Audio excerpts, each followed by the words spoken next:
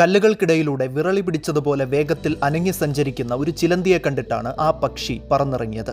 അത് പറന്ന് താഴെയിറങ്ങി ചിലന്തിയെ കൊത്തി വിഴുങ്ങാൻ ശ്രമിച്ചു.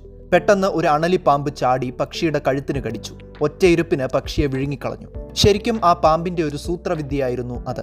സ്പൈഡർ ടെയിൽഡ് ഹോൺഡ് വൈപ്പർ എന്ന പാമ്പ് ഇര പിടിക്കുന്നത് ചിലന്തിയെപ്പോലെയുള്ള തന്റെ വാലിന്റെ അറ്റം വിറപ്പിച്ചും ചലിപ്പിച്ചും ഇരകളെ കബളിപ്പിച്ചുകൊണ്ടാണ്. കല്ലുകളോട് സാമ്യം തോന്നിക്കുന്ന നിറമുള്ള പാമ്പിനെ പെട്ടെന്നാരും കാണില്ല. സ്യൂഡോസെറാസ്റ്റസ് യുരാരാക്കിനോയിഡ്സ് എന്ന് ശാസ്ത്രനാമമുള്ള ഈ വിഷപ്പാമ്പ് വൈപ്പറിഡെ എന്ന അണലി കുടുംബത്തിലെ അംഗമാണ്.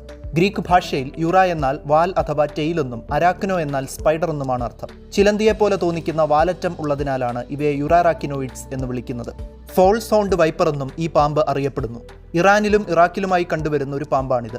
പ്രത്യേകിച്ചും വെസ്റ്റേൺ ഇറാനിൽ പാറയിടുക്കുകളിൽ മറഞ്ഞിരുന്ന് ഇവർ ഇരപിടിക്കുന്നു. പക്ഷികളെയാണ് ഇവർക്ക് പ്രിയം.